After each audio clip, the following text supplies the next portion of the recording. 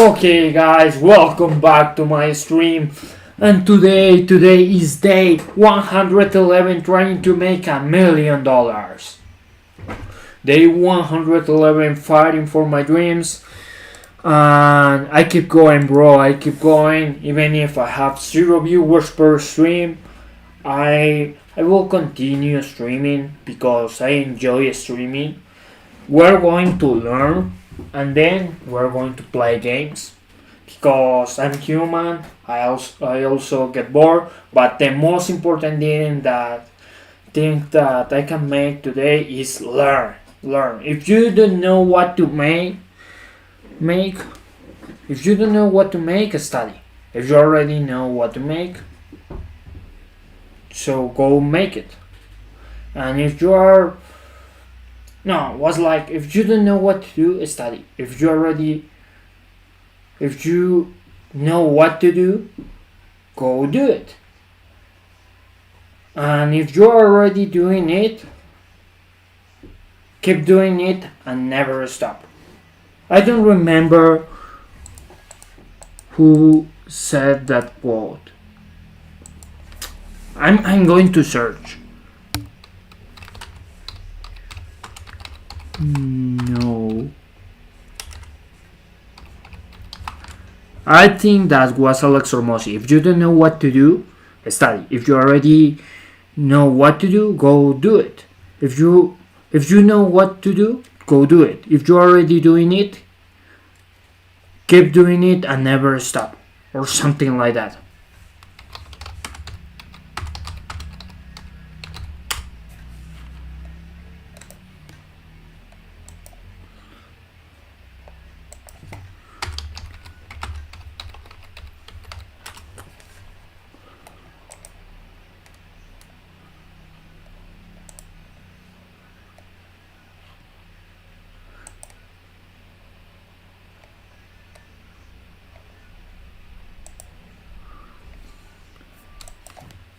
Let me search.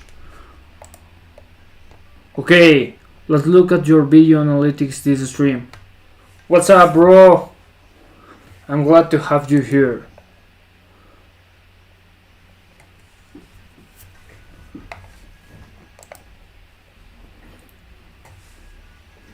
Let's look at your video analytics this stream. My videos? Okay, let me share screen.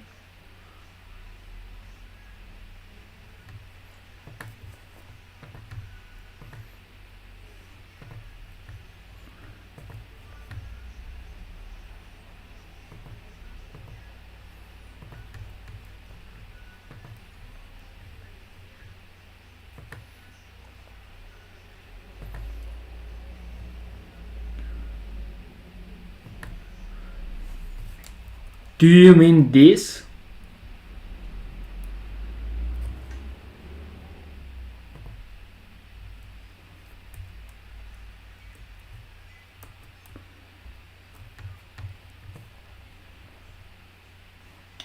Views 18,000. Watch time 70. I don't know if that's 70 hours. Subscribers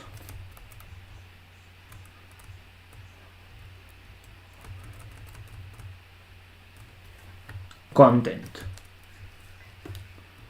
Let's see.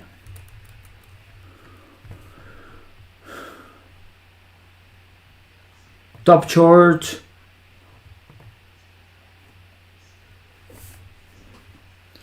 Bro, that's really good. Scroll down a bit so we can see the individual videos. Let me check.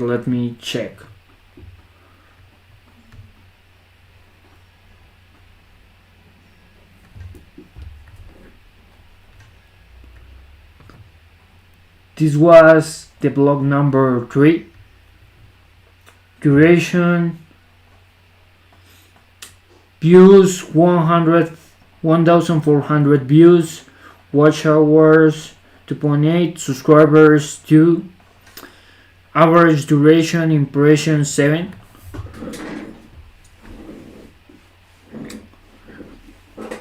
This was a I think that this short was good, but I upload other shorts, but they are not doing great. Your screen is the wait, what does it says your average view duration is?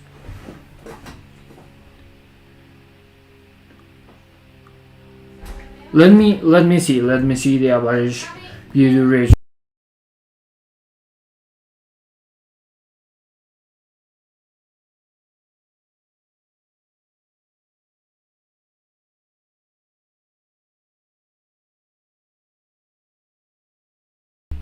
Okay.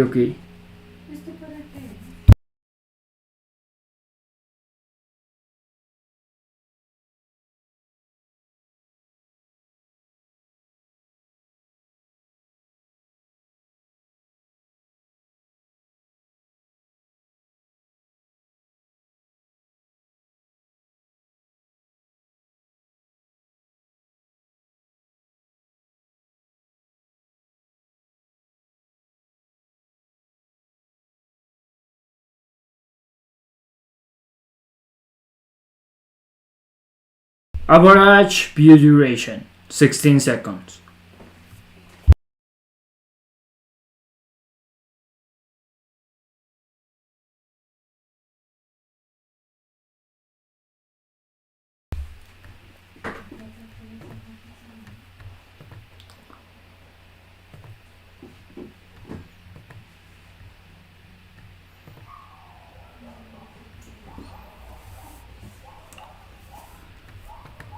Sis- 16 seconds. I think that the problem is the hook, probably.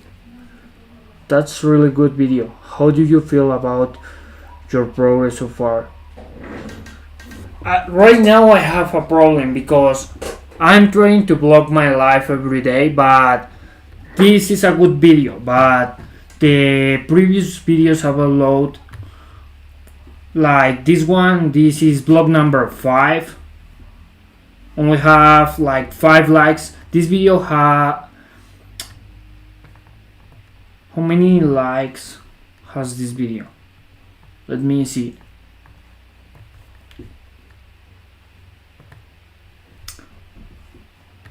$276 views. Vlog number 5 likes. The same happens with vlog number 4.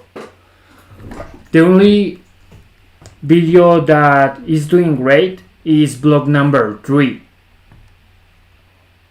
with 1,500 views, like 20 likes, I guess.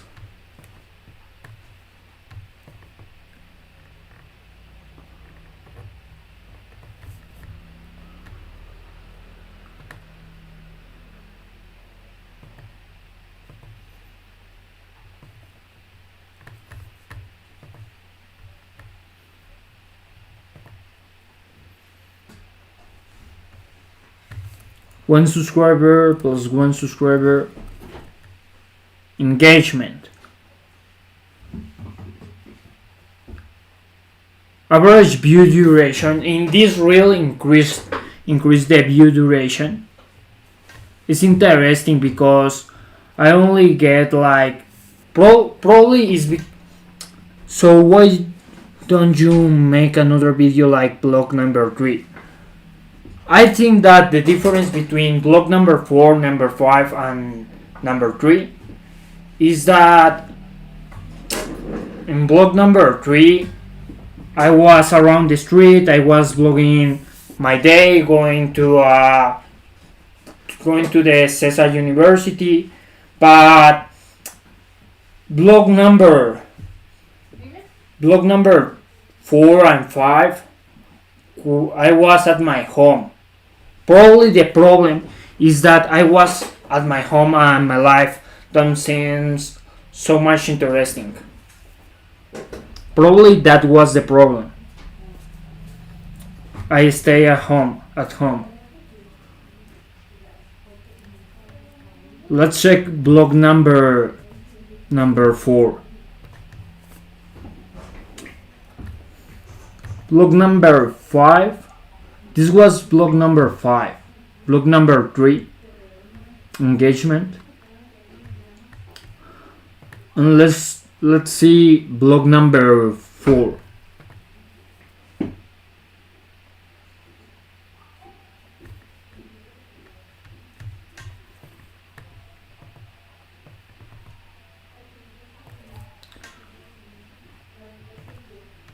Block number 4, engagement. Average view duration 18 seconds. But with this blog only get like 200 views or something like that. Let me see.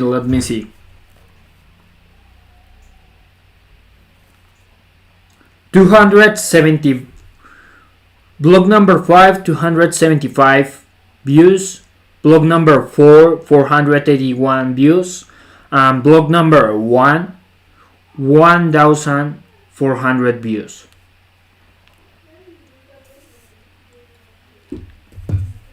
Go back tomorrow to make a blog there. Okay. I will try. I'm going to... Tomorrow I'm going to the center of my country, Bogota. So I'll try to make a blog there. So I will blog in my life there, around the street, and let's see what happens in blog number 7.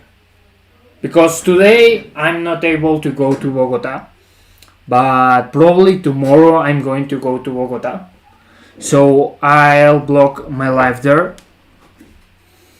and I'm going to post that video and compare the numbers in that video with the numbers on that video with the numbers on this video. Blog number 3, I guess, was the one that get like 1,400 views.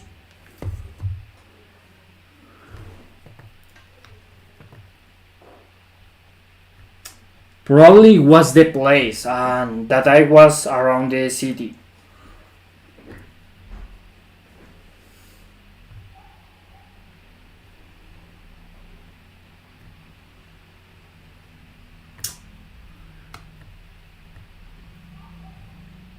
Okay. Let me click the video real quick. Which one? Blog number 3?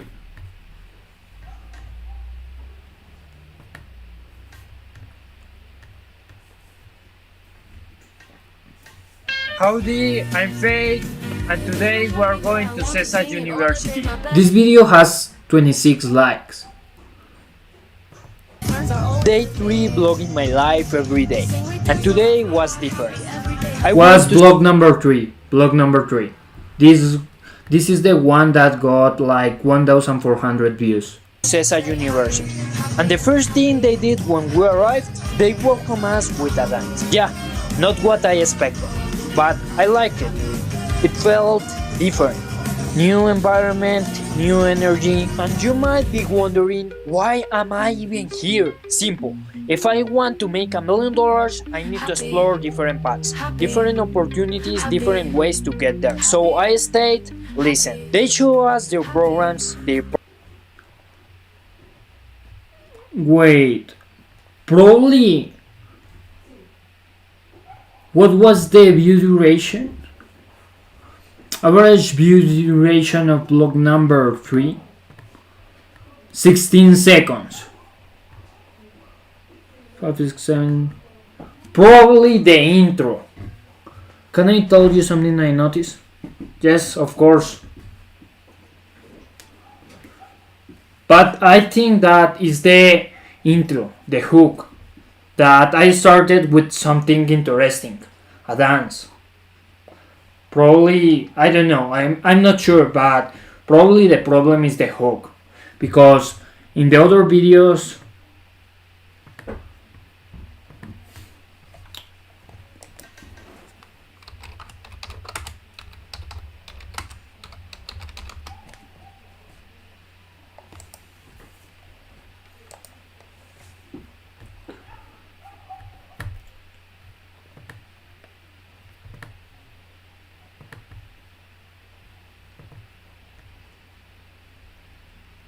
Howdy, I'm Faye, and today I'm preparing for an exam. Wait, what? There's nothing interesting in this blog. New environment, new energy. I think people started dropping off when that ChatGPT saying about that. I think it was cool before that was said.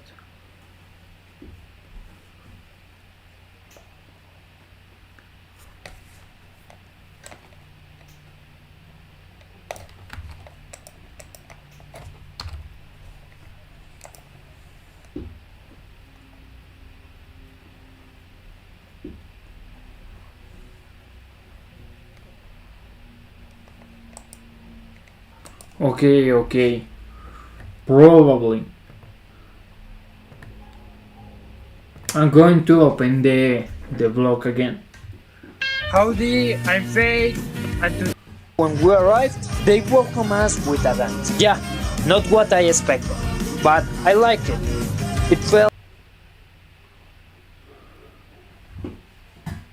People stop watching here. Stop watching here. And today was different. I went to CESA University, and the first thing they did when we arrived, they welcomed us with a dance. Yeah, not what I expected.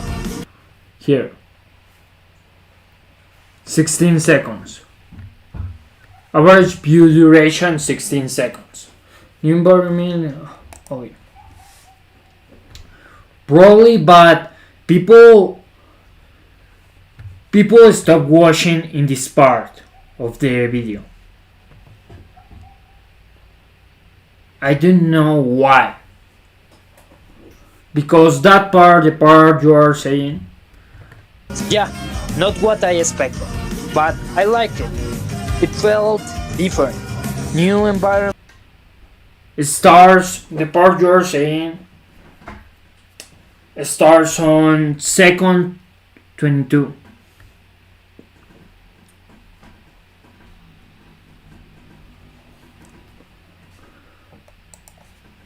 In this part. Let me check the other videos. Average view duration 18 seconds. This was blog number 4. Howdy, I'm Faye, and today I'm preparing for an exam. Wait, what? Yeah, an exam, but not the kind you are thinking about. It's called Tether Trial. There's this famous college, Tether College of Business, where you don't just sit in a class. People stop watching here. And blog number 5. Let me see. Average view duration, hey, what's up? 20 seconds. Howdy, I'm Faith. Then I could be wrong for sure. Maybe what you can do is add a like saying to keep them captivated towards them and like. And them dancing wasn't even the craziest thing they did today.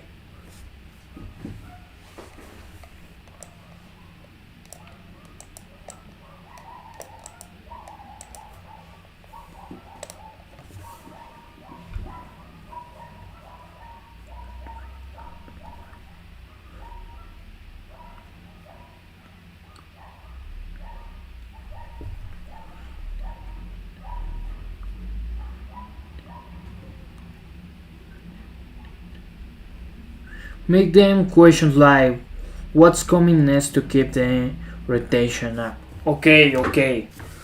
That's a good idea. Let me take notes.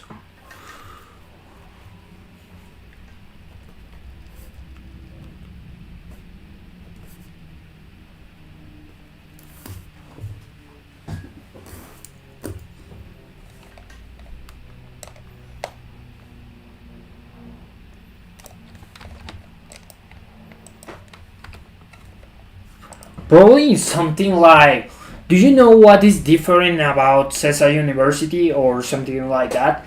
And in blog number 4, what make them question. Okay.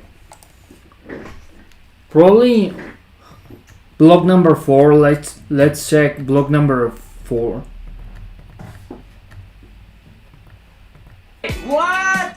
Yeah, an exam, but not the kind you are thinking about. It's called Tether Trial. Probably, do you know why Tether Trial is so hard? Questions like that. And block number 5. And today is vlog number 5 of becoming a famous YouTuber. And I'm about to go live. So let's see how many viewers I get today. The truth is, in the previous...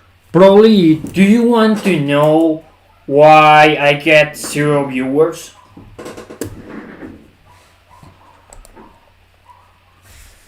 Every time I go live? Probably something like that, questions like that.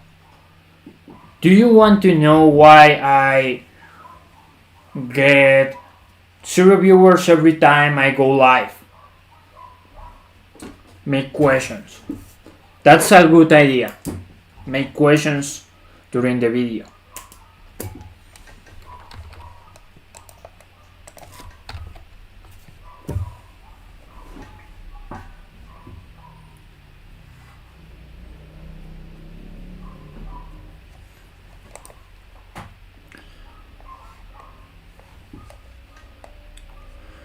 That's a good idea.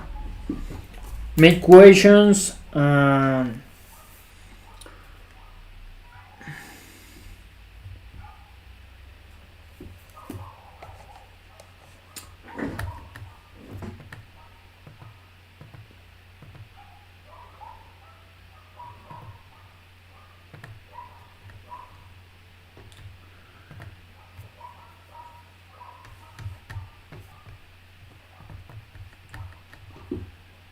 probably the reason.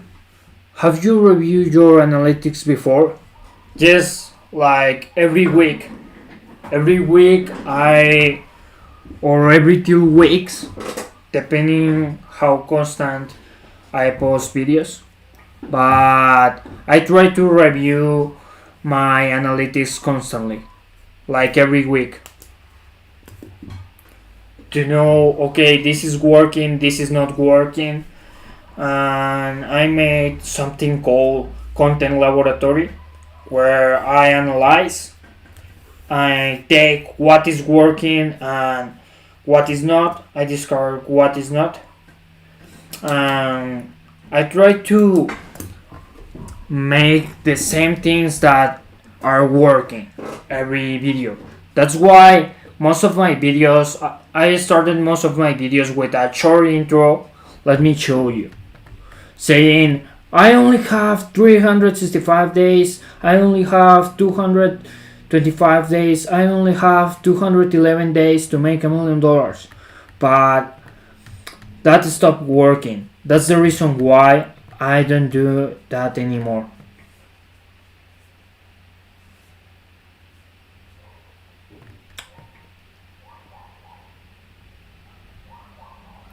Because I started my videos with this type of intro. Hi, this is me.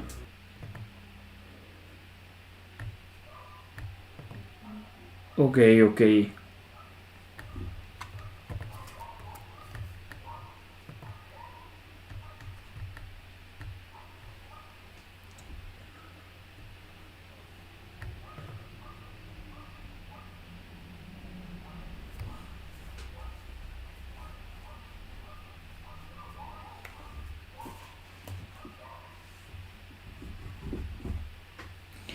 But another thing I notice is that I have to give more free value, because your content must do one of 3 things: entertain people, give value, and number 3 was, I don't remember number 3, but I need to give value or entertain people. Is it possible to make $1 million in the next 297? The same intro. Is it possible to make $1 million in 365? Maybe. What do your shoes represent? Hi, this is me. No, I'm not. My shoes. Do you know the myth of Hermes? Do you know who is Hermes in Greek mythology?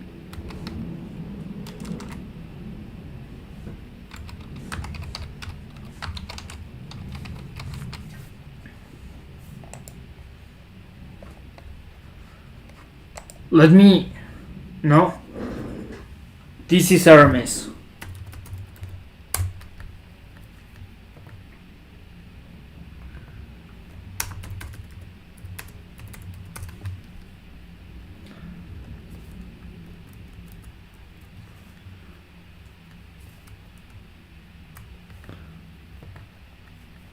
Let me show you an image of my shoes.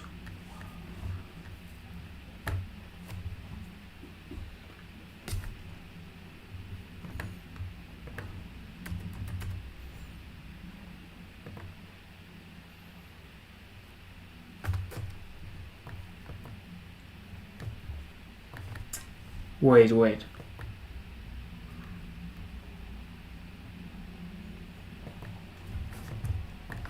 I want to show you my running shoes, the design of my shoes. This is Hermes, the Greek god, and I want people to. My shoes represent don't run, fly. Instead of running, start flying. Go beyond running.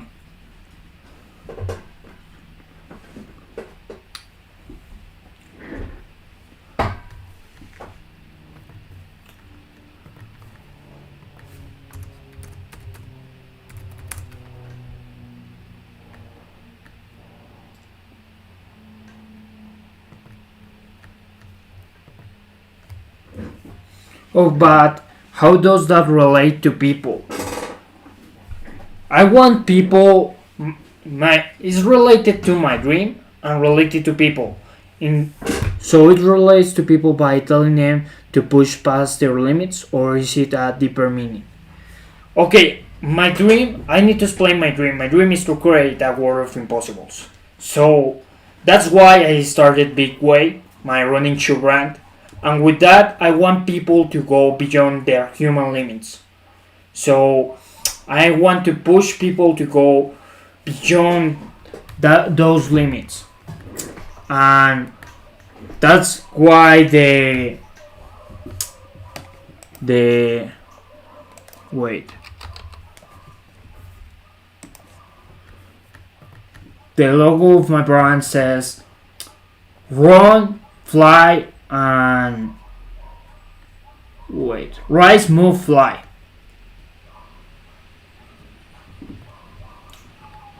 But I want to show you an image of the shoes I've been working on.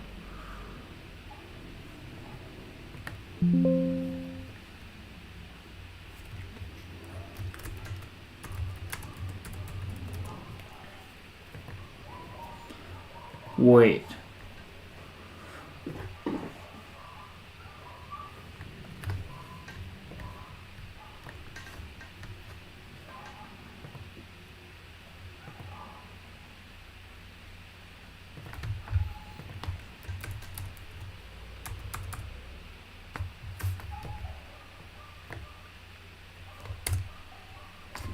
This is the shoe I'm working on.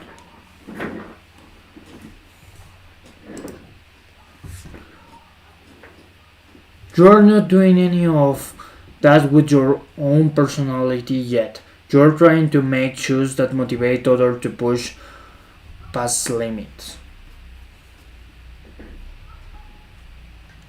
Why would someone buy your shoe when they see your brand when you are not streaming about pushing past limits? It's about getting better bees wise. Okay, you have a point. Probably I need to start making that type of content. Like running a marathon without shoes or something like that.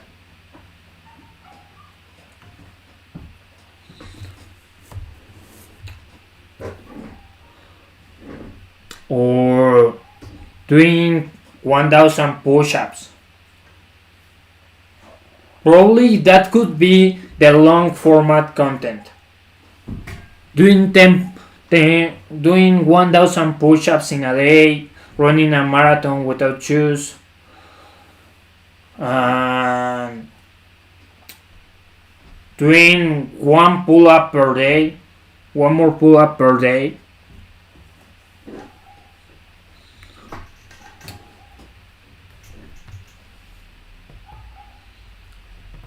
Probably I need to start making that type of content.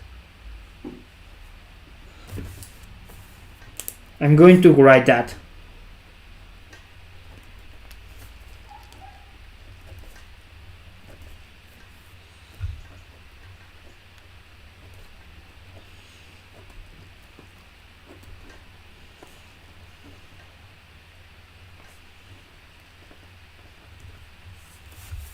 Yeah, man, that would be cool, but I think about it from a simple perspective.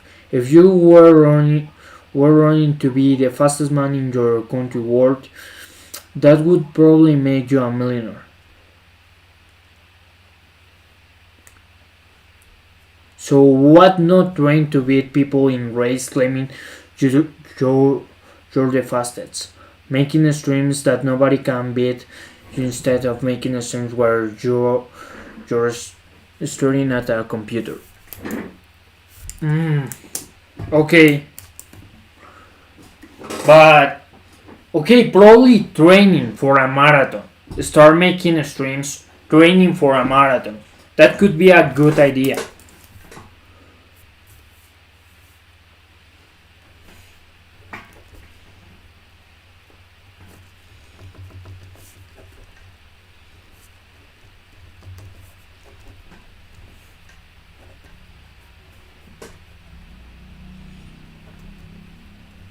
Or training for high ups.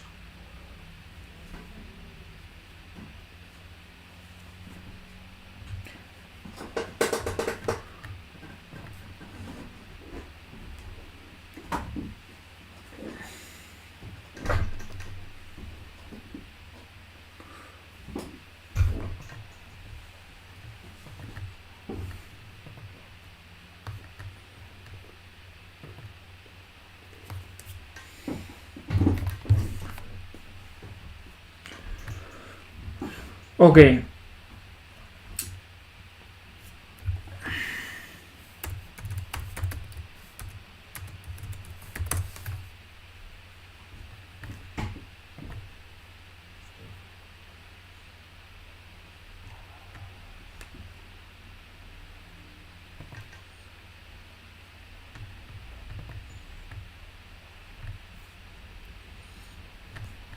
but before that, I need to write down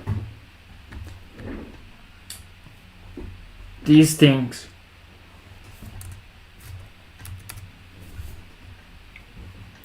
Okay, instructions. Answer each question with total honesty, as if you were your avatar writing in your personal diary. These reflections will help you deeply understand their inner world. First, I need to understand my avatar before starting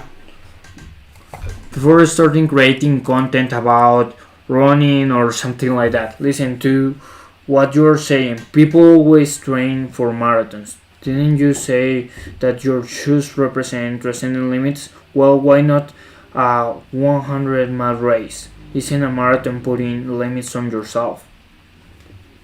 Okay. That's true. Right now, I'm putting my own limits, so I can go beyond a marathon. Probably I can go. Probably. Okay. How many kilometers?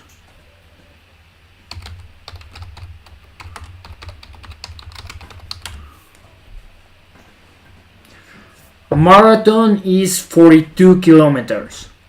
Probably I can double that. 84 kilometers. But I need to start with something. Probably the first step is running a marathon. The second step is running for 84 kilometers. Because right now I'm not able to. I need to start step by step. I can't start running 84 kilometers right now.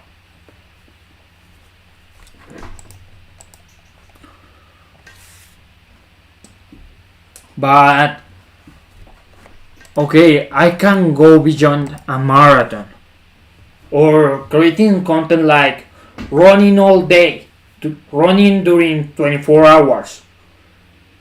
I'm not saying it's impossible, but what I'm saying is that I need to train first. I can't start running 84 kilometers. It's impossible for you to run 100 kilometers right now. I'm not prepared for that. What I'm saying is I'm not prepared to run 100 kilometers right now. That's the problem. I'm not prepared. I need to prepare myself to run 100 kilometers. So probably I need to start running 24 kilometers. Then day 1 running 24 kilometers. Day 2 running a marathon 42 kilometers. Day 3 running 84 kilometers, 86 kilometers. Day 4 running 100 kilometers. But I need to start step by step. That's what I'm trying to say.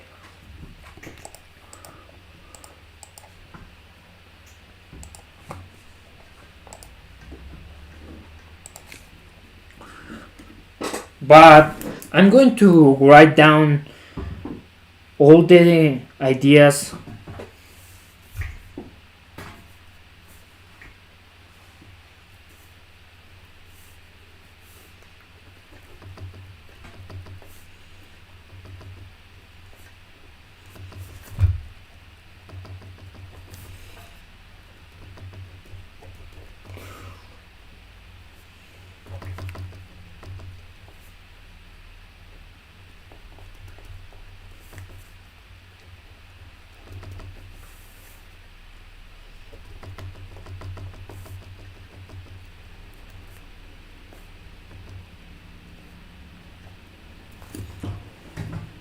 Okay, stream training for a marathon could be the first step. A stream running 84 kilometers, 20, 42 kilometers can be the second step. A stream running 100 kilometers or 84 kilometers. And I also could do a stream running 24 hours. 24 hours running. That I think that transmits the essence of my brand, of my running shoe brand.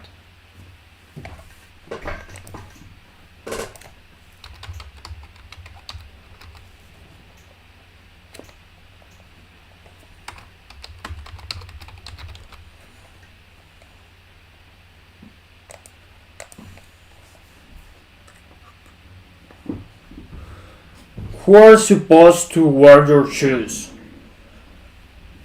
People that run marathons and prepare for marathons. But I want people who want to push their own limits. People who want to compete globally. People who. The best athletes in my country. That's my avatar. I want the best athletes in my country to wear my shoes. But I need to start with runners. People who want to run a marathon. Then you got to become that. The best athlete in my country? Okay, that's That's going to be hard, very hard, but it's possible. It's possible. Okay, point number 1, 2, 3, 4, 5, 6. Become the best athlete in my country.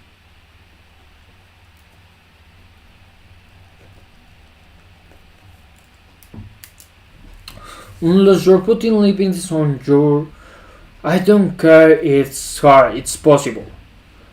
Talking about you want a certain type of people to wear your shoes when you are not even close to being like them.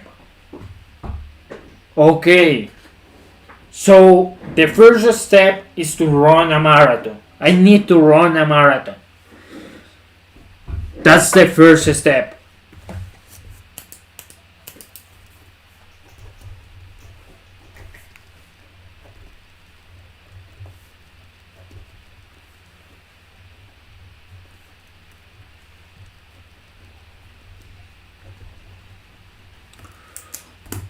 The first step, record and upload a video running a marathon.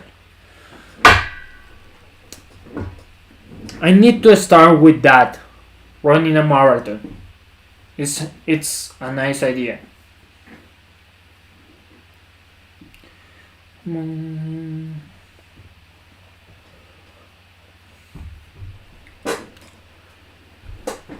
So I need to prepare for that. And then I need to go beyond those limits. I got a question. If I said right now I could get you a viral video, but I didn't tell you what it is, but this will increase your personal brand and you could double your views currently. Would you do it? Even if I didn't tell you what it is. But okay.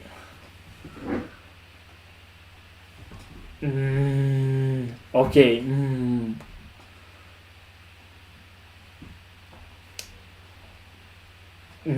Probably no. Probably no. Not. Because I don't know if that represent that's the image. Because if you told me that I could create a video, I don't know,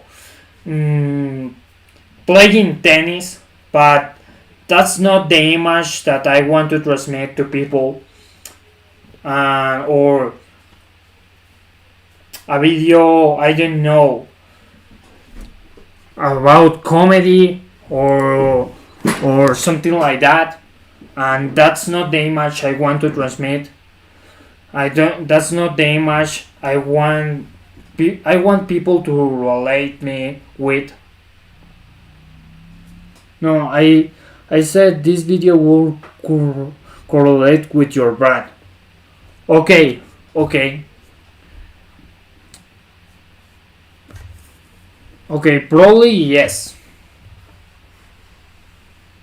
What's the video?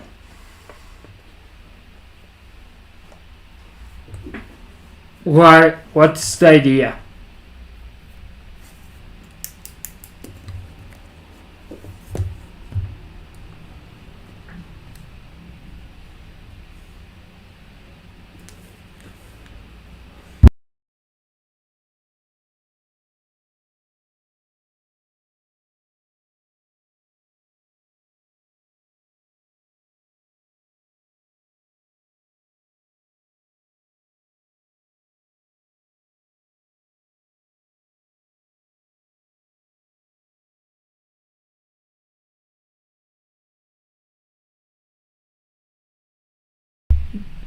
Now, before I tell you why, probably you would limit yourself potentially for what?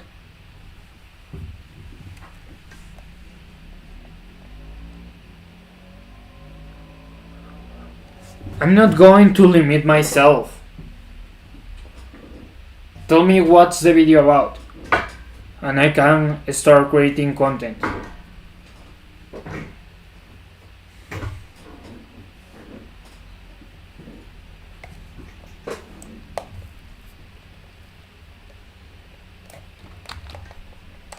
I will do it.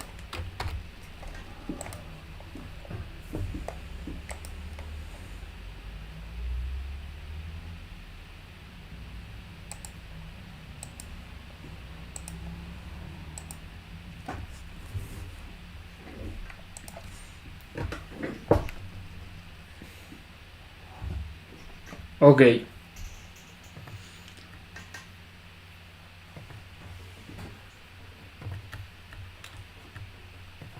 For today I prepare a video. I want to watch this video with you guys. How I bought a 1 billion brand in my 20s. Bro! Oh my god, you are here! You are here!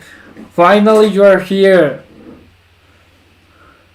You're not getting the point. If I just said you have, you just said I will do it. Ok. Would you do it immediately, or would you plan for it, even though you don't have to? But if you told me, okay, you have to run, like right now, you have to run 20 kilometers right now. I need to prepare for that because I can't take the computer and start running around the street while I'm going live. So I can't do that right now because I'm streaming through the computer. So I need to know what it's about before I start doing it. Because if I have to go around the street running or something like that, I need to stop streaming because right now I'm streaming on the computer and I need to watch a video how to go live around the street or something. Nah, but you can take your phone. What would be the issue with that? Does your phone have a cellular? But I didn't know how to stream through the phone. Let me check. Live.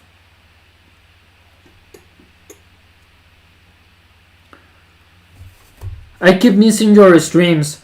I'm sorry, man. My time zones are different, and I'm used to when you are streaming. How late are you streaming, or how much longer? Probably, I'm planning to go live for 1 hour. 1 more hour, probably 1 more hour, for 1 more hour. Because after that, I have a dance class. I don't know how I stream through the phone, so quick to bring up problems on why you can't do something instead of solutions for what you can, not a millionaire's mindset. But okay, what I'm saying is that I need to search for information, I need to watch a YouTube tutorial or something like that. I can't do it right now. Or I can do it right now, but I need to watch a tutorial or something like that before go to the street running or something.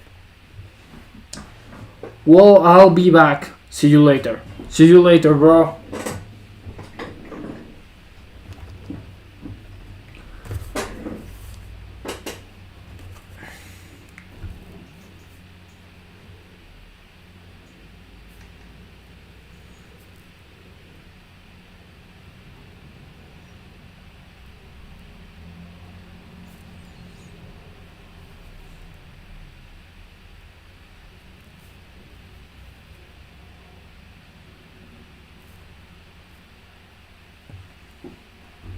Okay. Get it started.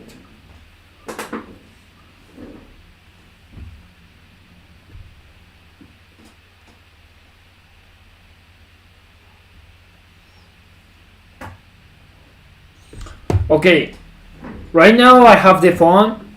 I can go live with the phone. So what's the idea? What's your idea? Now you want to watch a YouTube tutorial. You just said I can do it right now. You want to watch a YouTube tutorial and do everything else.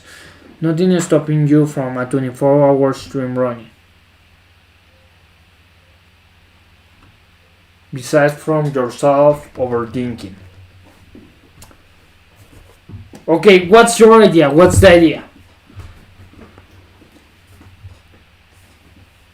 I figured out how to stream with my phone.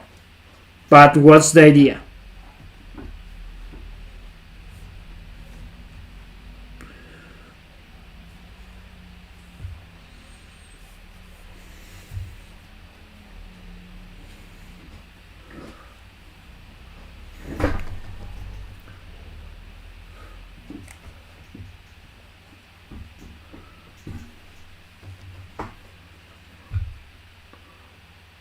A 24-hour stream of running?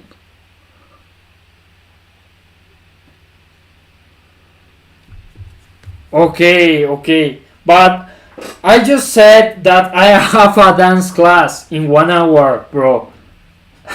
I can't do it right now because what I can do is run during 1 hour, but I can run during 24 hours right now because I have a dance class. Have you done YouTube video bringing in more people to learn?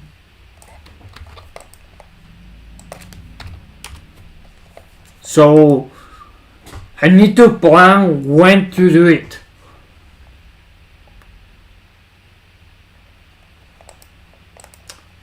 Okay, have you done YouTube video bringing in more people to align with your shoe brand?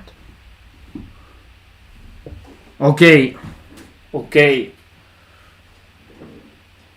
24 hours running. Probably I could do it on Sunday or Saturday.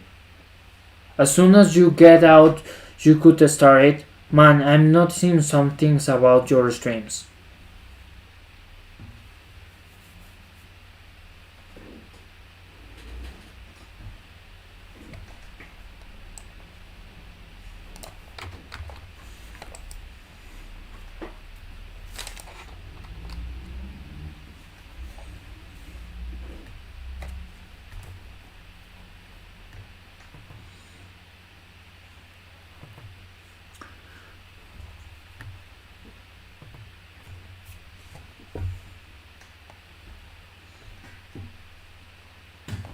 What things?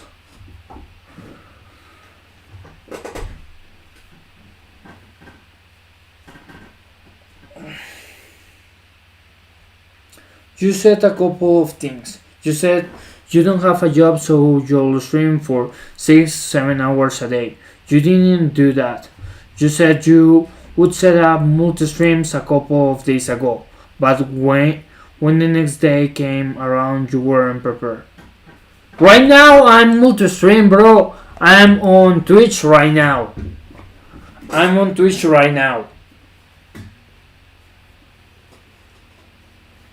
You said you would stop the reacting content for a whole stream. We brainstorm things you can do to find solutions.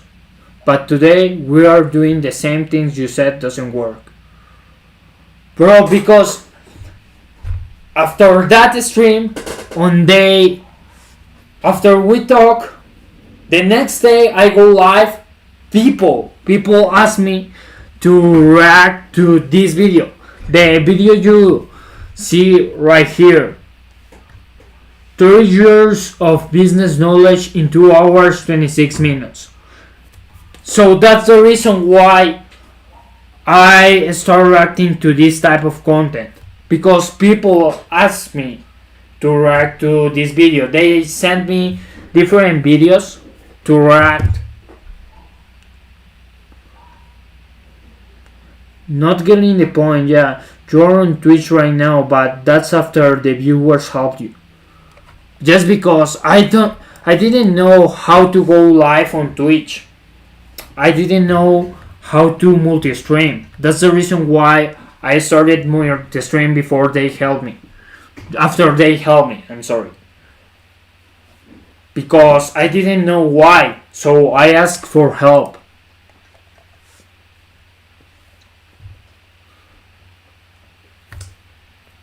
But right now I'm multi streaming. Sometimes I need help.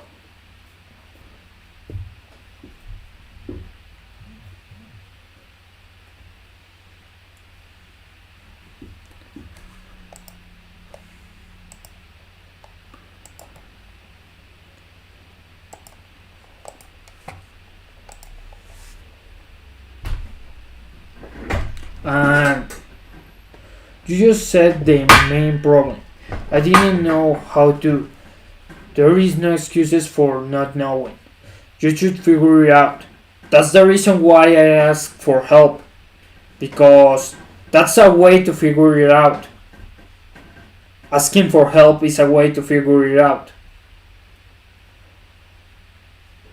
You have a phone with YouTube and an AI that can make it work for you, but it just shows no effort on your part to figure out your problems.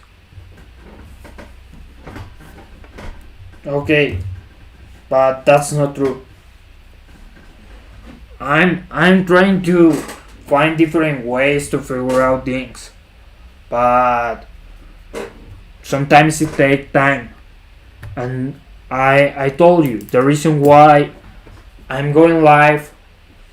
I'm with reactions, with video reactions, is because people ask me to do that type of content, to make that type of content.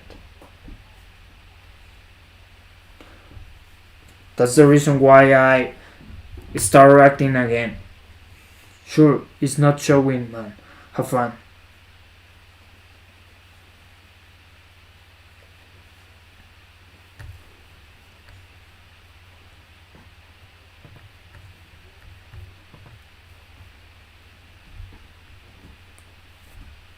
Okay.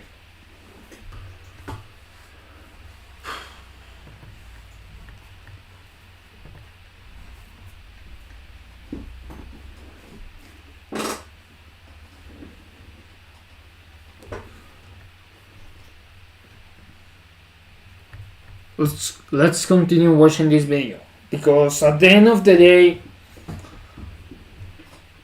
I need to do something. So I'm going to continue watching this video and learn from others.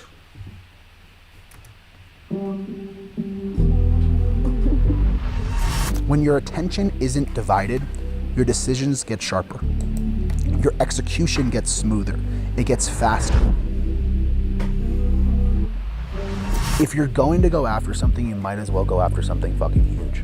You have to give up the good for the great. There's nothing wrong with that. It will feel weird, and the people around you will probably tell you you're being crazy. Tell them, I'm young, and I want more for myself and my family and my team and my community. Hello, my name is Greg Lavecchia. I am the co-founder CEO of Bloom. I have been for about 8 years now. I've been in entrepreneurship or an entrepreneur for about a decade now. This year, Bloom will sell over 250 million cans of beverages with a Bloom trademark on the can. That is rounding down quite a bit. And I co-founded the company with my wife. 8 years ago, I started entrepreneurship with my wife out of our college dorm room a decade ago. And turning 31 yesterday, I now have a son. I'm married. I'm sitting in the backyard of our vacation home here in Aspen, Colorado. I reside generally in Austin, Texas. And there are a lot of lessons that I have learned in the last 10 years or throughout my 20s that if I had learned them earlier in my 20s, I would be even further ahead than I am today. And if there's one thing that I would love to do with my time in my 30s, it is pass down the wisdom that I have acquired through receiving scars on my body, receding hairline, gray hairs, wrinkles on my face, sleepless nights.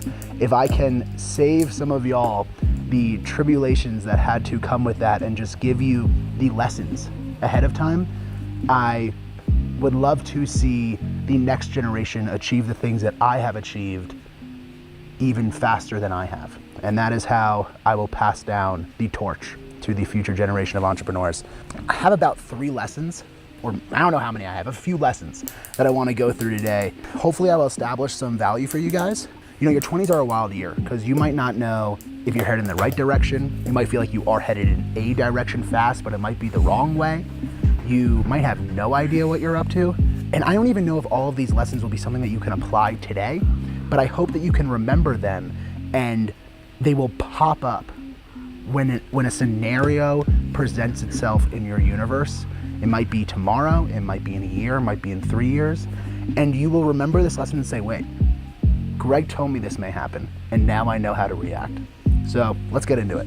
This is the advice that I would give myself if I was in my 20s now, and I believe I would be further along than I am today if I heard this in my early 20s. One of the biggest advantages that I had in my 20s was recognizing when it was time to level up. And the simplest analogy that I can give to this is when we grew up playing video games like a Grand Theft Auto and you would unlock pieces of the map, there were certain kids who just loved continuing to play the game when they beat the game. That's not how you should play life.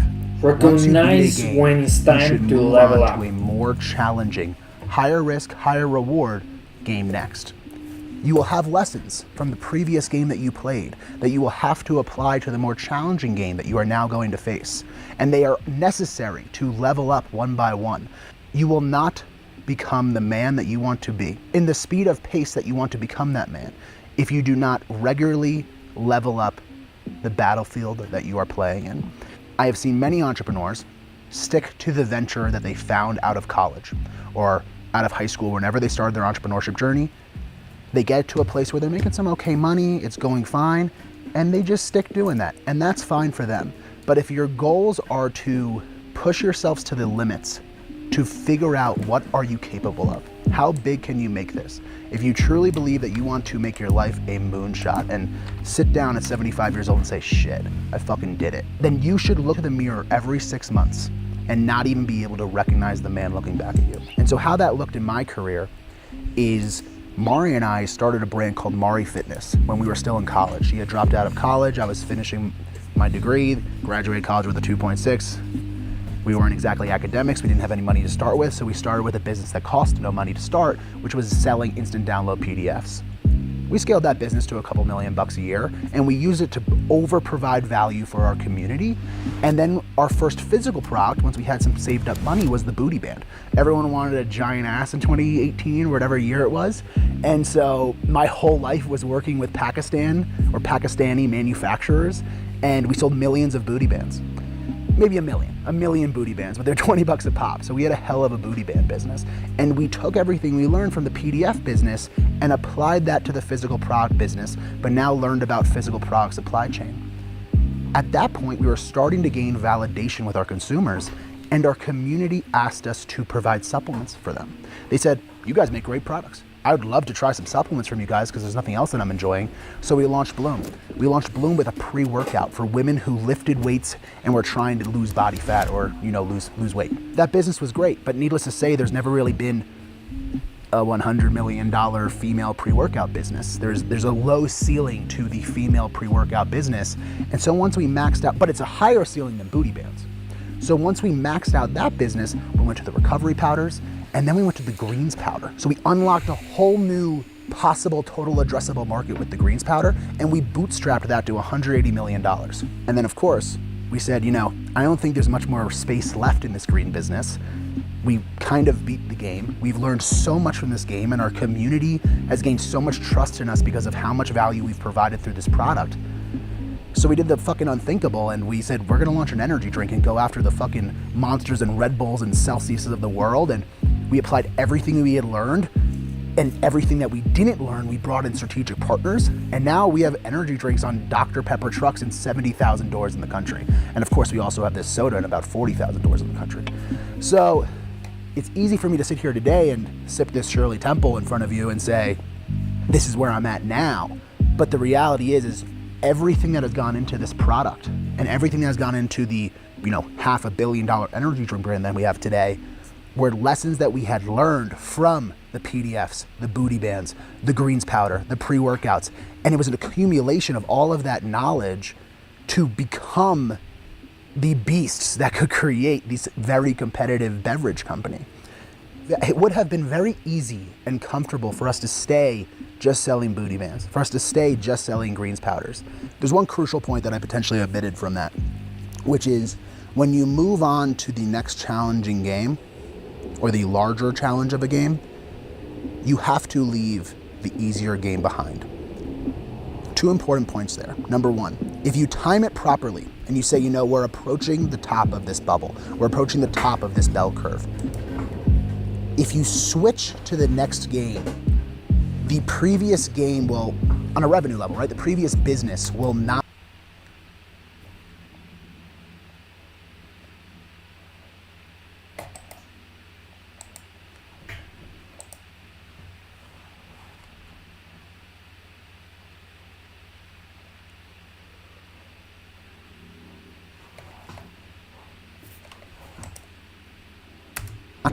Just fall apart. You can give it 5% of your time. Keep it afloat. Wait.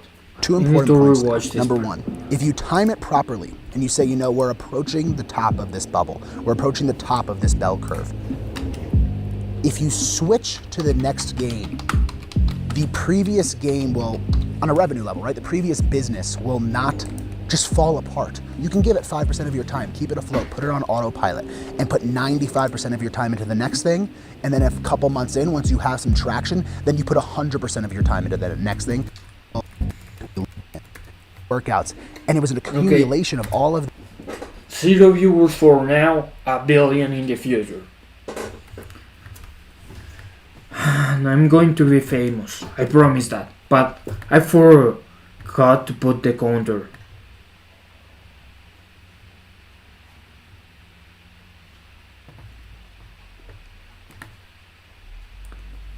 Let's put the YouTube counter.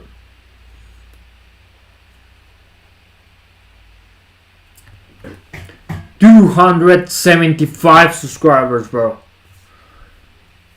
Yesterday we were like 273 subscribers. 2 more subscribers.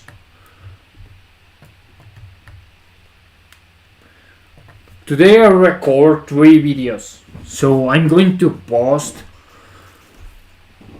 4. Okay, I'm not sure.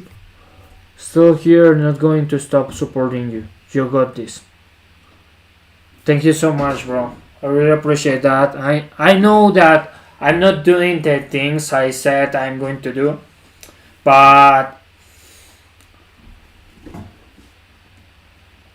I need to find a way in which I can do the things I know I need to do, but also enjoy the things I need to do. One important lesson that we learned, I think, that the previous stream was yesterday.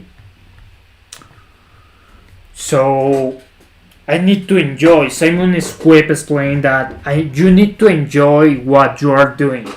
So I need to enjoy this. So I will try to do the things. No, I'm going to do the things I said I'm going to do, but I need to enjoy what I'm doing.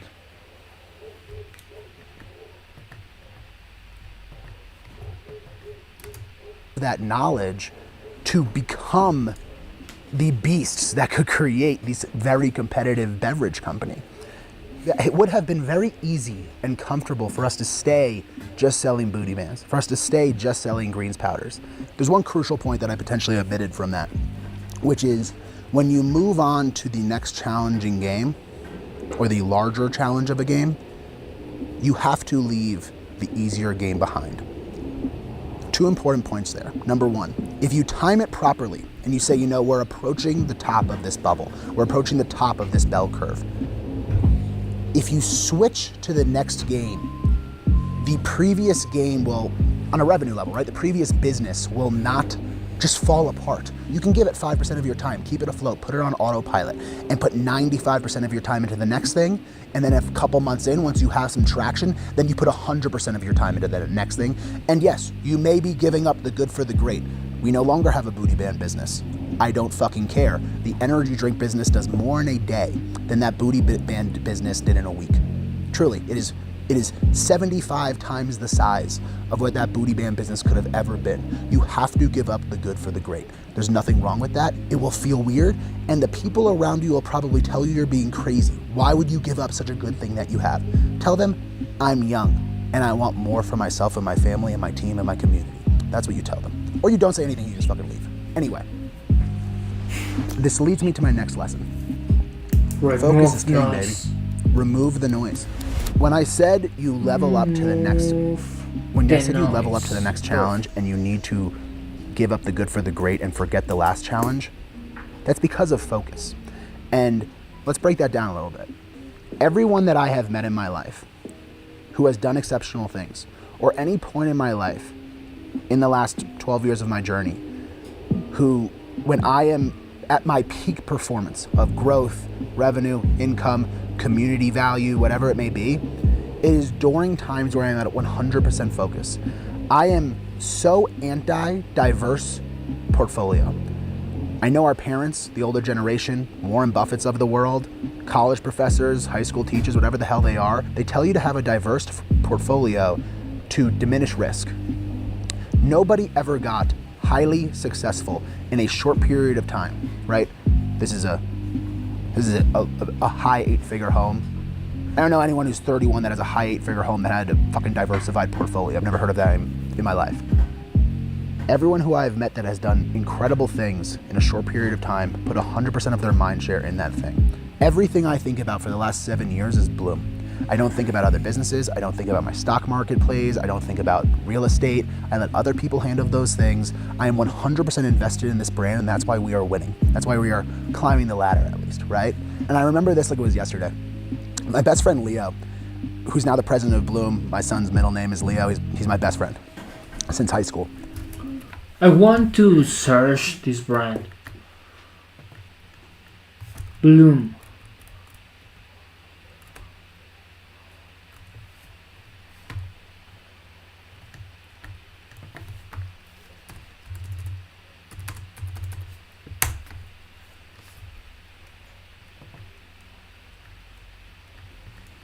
Interesting.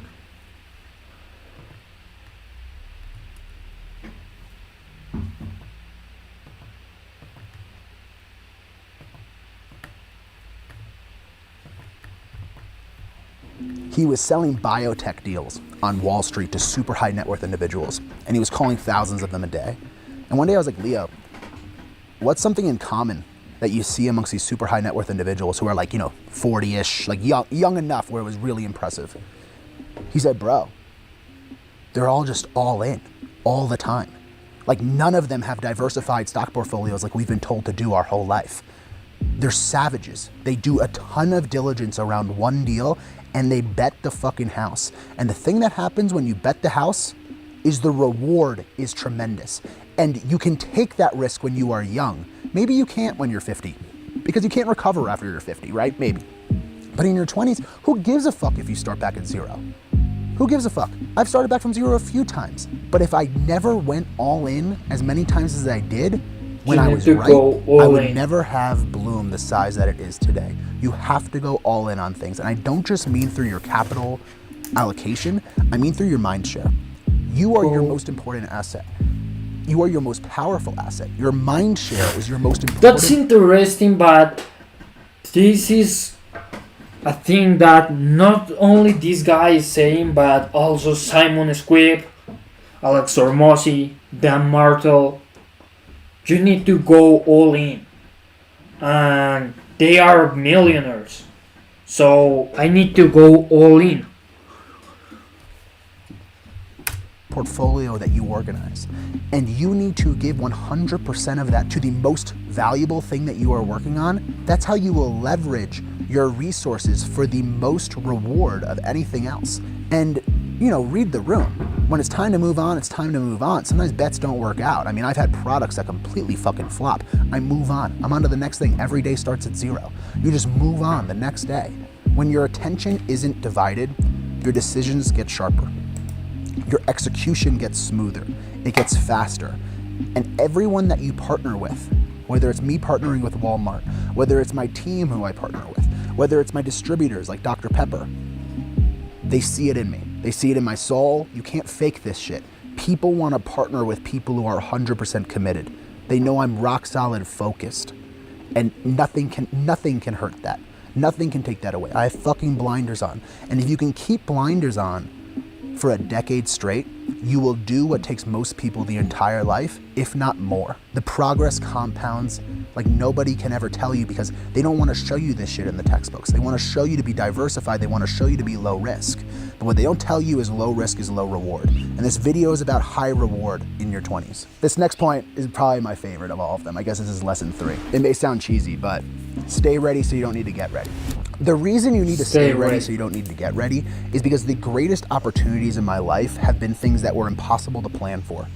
And so many people think that you should plan for 2, 4, 5 years out, even a decade out. If you're trying to move at the speed of culture and you're a proper entrepreneur who is responding to cultural macro movements, you can't plan for these things. You just need to stay ready. Every day, you can't be hungover. You can't be having fucking relationship problems. You can't be out of shape. You can't be cognitively out of shape. You can't miss a day at the office. That's what staying ready so you don't need to get ready means. And what happens when you do that, I'll tell you, COVID hit. It was 2020. Mari and I were living in Brooklyn. Bloom was just kind of starting. We launched Bloom in 2019. Nobody knew how to react, and everyone we were competing with had large corporate offices that were just completely shut down. No one could even respond to it if they wanted. Bloom responded. We doubled down on protein. Everybody was baking protein goods at home. We doubled down on gut health and overall wellness through our greens powder. And we fucking blasted these products around the country through established e-commerce channels like Shopify and Amazon. And we were not chained to just brick and mortar retailers. So we stayed ready for any scenario with our sales channels, with our products portfolio. And when COVID hit and we saw how culture was responding, we were able to sell protein for at-home baking and greens for at-home wellness. And we rode those to the moon before any other business that we were competing with even knew how to respond. They were still just trying to figure out how to set up work from home with Zoom calls, right? Number 2, TikTok. TikTok came out of nowhere. It was a social media channel that no one had even heard of. Kids were just fucking dancing on it. We took a bet.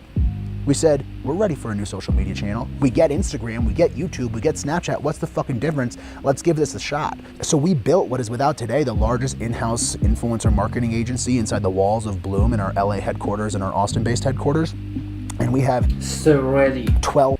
You just need to take the opportunities that the world gave you. And give you. And it's going to give you.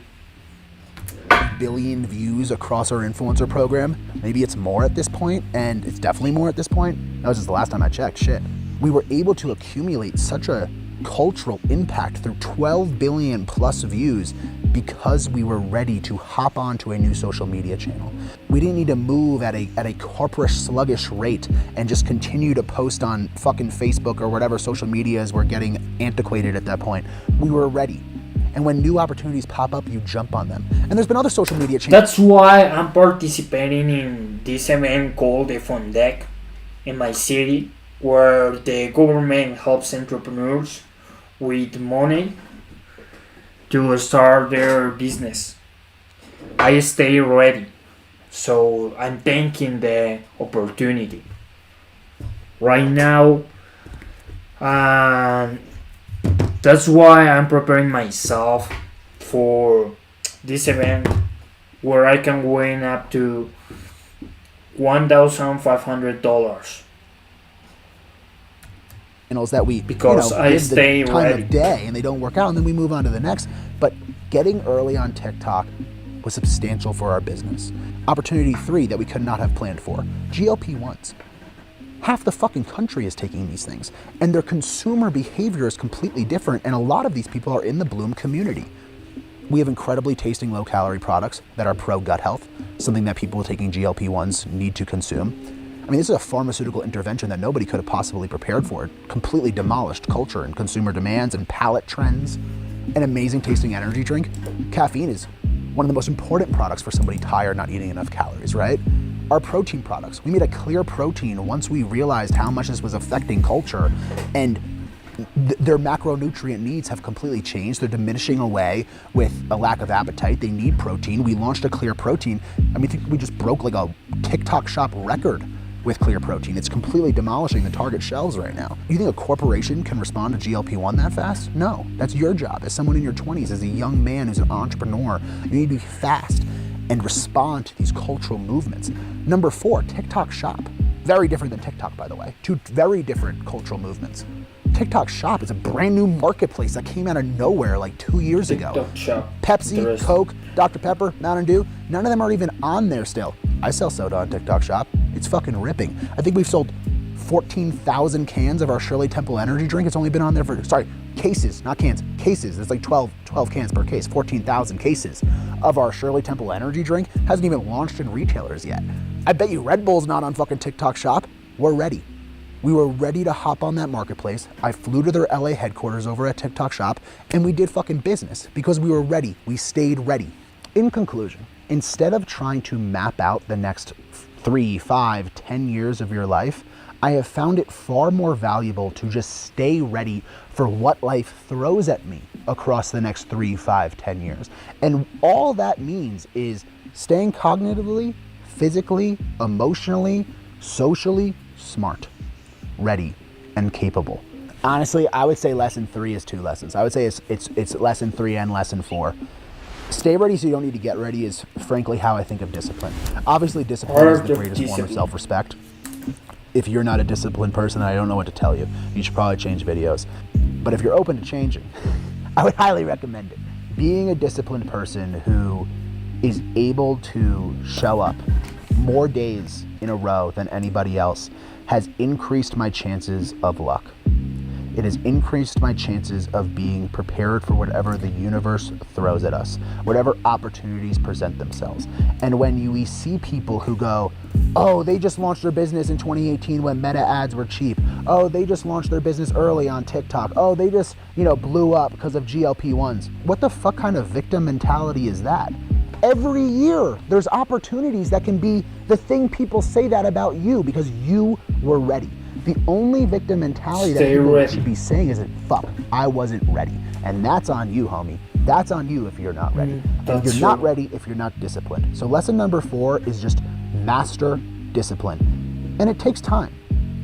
I wasn't as disciplined as I am today when I was 22, 25, or 27. Again, we level up completely every 6 months. 6 months ago, I was less disciplined than I am today. You're born with the hand that you are dealt.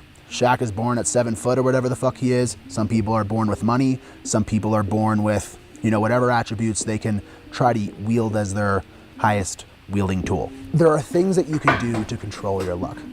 You can be in the rooms. You can shake the right hands. You can be in the right states. You can stay ready so you don't have to get ready. The amount of times that I have organized meetings with powerful people by just pretending I happened to be in town when I knew they happened to be in town. You want to do business with Walmart and the buyers of Walmart are walking around a trade show happening in California. Go to that trade show. If you're looking for top tier marketers and you know that there's a marketing convention in New York City, just book the plane ticket. If you have no money, just stay at a fucking hostel. I don't care. Be in the room. By the way, speaking of location and geographic luck, Mari and I moved 5 times in 5 years. We moved from Philadelphia to New York to LA. We launched Bloom in Boulder before all of that. And then now we're in Austin, Texas. We moved 5 times in 5 years because we were controlling our luck and making sure we were in the city in the country that provided our business and careers and therefore the output to our community with the most value as possible. When we were building an influencer program, it made the most sense to be in LA. When we were launching a beverage business and we partnered with Dr. Pepper, who's in Texas, and Nutrabolt, who's in Austin, Texas, we moved to Texas. We increased our chances of better luck. This isn't rocket science. Move out of your hometown. That you need to find opportunities to increase your luck. And sometimes you need to create the opportunities yourself. Surround yourself with people who motivate you and inspire you. Never find yourself as being a shark in a pond. That is the worst way to hurt your luck. If you are a shark in a pond to the friends that you hang out with, if you are a shark in the pond to the city that you live in, if you are a shark in the pond to the media that you consume, if you're watching some fucking loser ass media on social media while you doom scroll, that is the pond that you are swimming in. That will decrease your chances of luck. All right, lesson number 6 or 7 or wherever the fuck we are. JJ's gonna hate me for saying that. JJ's runs my media team. He's the shit. One of the worst pieces of advice that I hear told to people in their 20s is to move in Work silence. in I think public. privacy is a beautiful thing. There are things that are sacred to me that I do not share with the world. That said, your business, I am a massive believer in building in public. If a tree falls in a forest and no one's around to hear it, does anyone hear that it fell? I don't fucking know, but I know that if you're building something special or believe that you're building something special, you will get very frustrated at the lack of attention and status that you receive if you do not build in public. And I'm not talking about your ego when I say that. I'm talking about the opportunities that present themselves, going back to controlling your luck, the opportunities that present yourselves if you let people know what you're working on. We have always been very loud on social media about our business achievements. When we, hit certain metrics on Amazon, when we serve 250 million consumers, when we are number one at Target or break a record at Walmart or get a number one seller on Instacart. I don't care what it is, share this stuff. This will attract talent that is looking for the next big thing. It will attract partners that are looking for the next big thing. It will attract retailers that are looking for the next big thing, or potentially strategic acquirers or investors that are looking for the next big thing. If there is almost no disservice and only upside that I have found to building in public on a relatively intimate level. And one of the worst things is if you think people are going to steal your ideas, dude, no one will. No one will steal your ideas. I'm an open book with everything that I do, and honestly, if someone were to take some of the ideas, that's fucking awesome. They're not going to be as good at executing them as you are, and you've already used the idea, right? So now give it off to somebody else. The simplest way to say this is it opens doors. If you are building in public, you will notice that doors open. You get invited to rooms that you would not have been invited to if you were not making it known what you were building. And by the way, it's an incredible way to build a community around a brand. And if you're trying to build a brand and not just sell a product, one of the coolest ways is to bring your community along for the ride. If you bring your community along for the ride, they will know who they are supporting. They will know what they are supporting. They will know the brand that they are supporting and why. And we have been so open over the last decade about the businesses that we run, whether it's before Bloom or during Bloom or even up until today. People root for us, and it's an incredible feeling, right?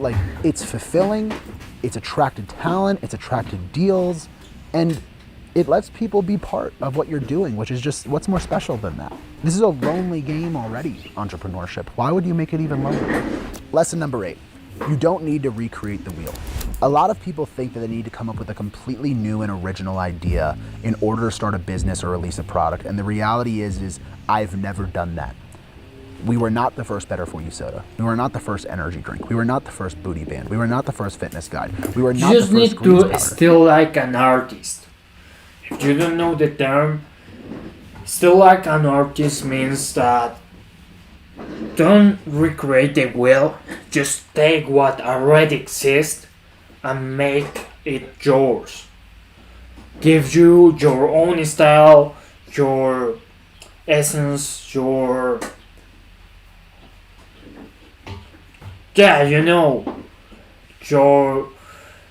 your perspective, your change, yourself.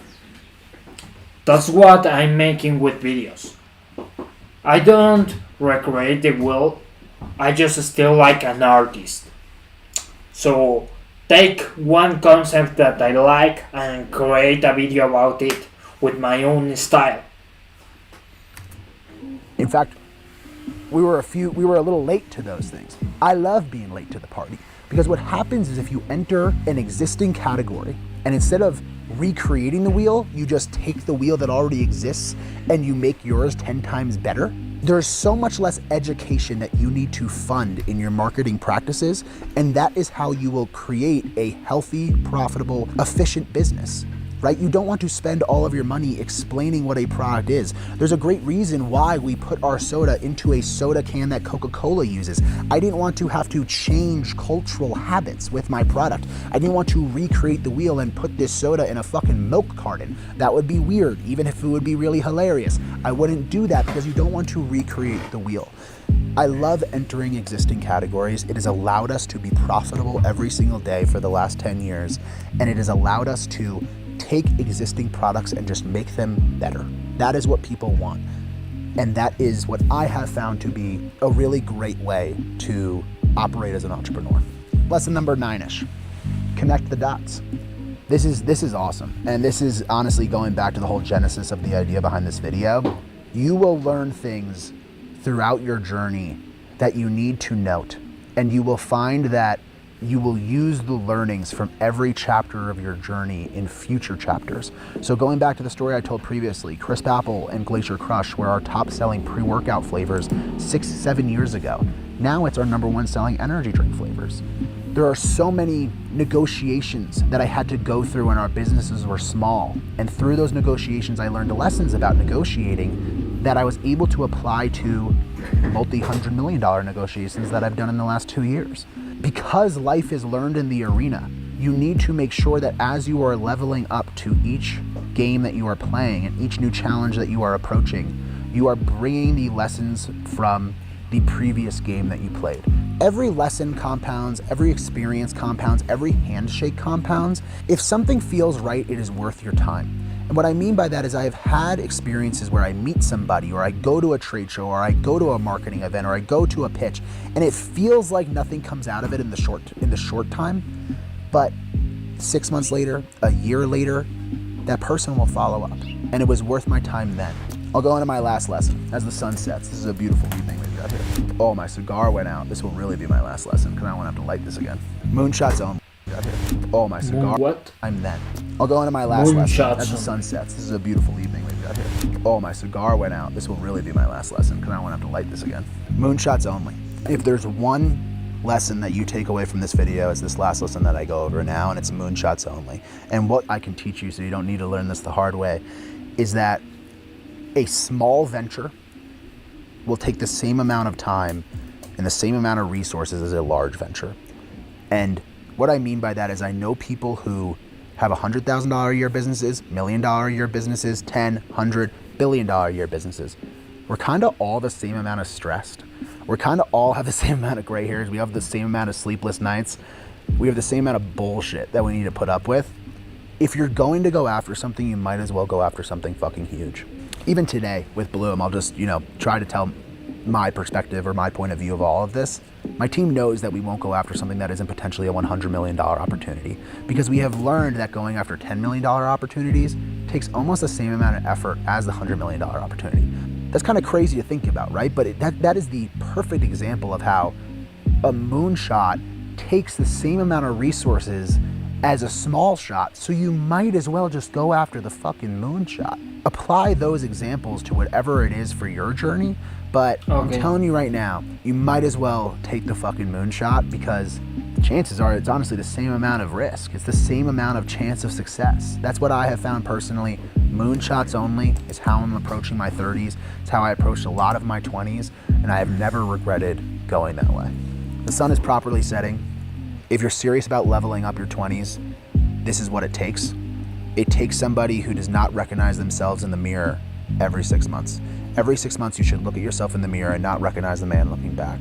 You will find yourself leveling up at a rapid pace. And if you are sensing even the approach to a plateau, it is time to level up. It is time to find a new, larger challenge, a larger market to go after, a larger business to go after, a larger goal to go after. It means putting yourself in rooms that you aren't ready to be in. It means putting yourself into challenges that you aren't ready to be in. It means maybe going against the advice that you're getting from your close circle or close family around you. I look forward to making more videos like this. I am so passionate about how much entrepreneurship has set up my family and my team and the community that we've provided for over the years in ways that I could never have imagined, in ways that society never told me that somebody like myself would be capable of doing. And I just wish that for so many of the viewers watching this now. Your life starts changing the second you start taking action. Stop planning, you know what to do. My name is Greg LaVecchia. I'm the CEO and co-founder of Bloom. Thank you for watching. Cool. Okay, interesting video.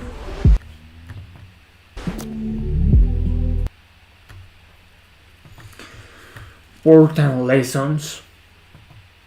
Okay, guys, thank you so much for watching. That's all for today. And I see you probably tomorrow. I'm not sure, but probably tomorrow. Thank you so much for watching. And I will continue building my personal brand, my shoe brand. And that's all for today. One life, one chat.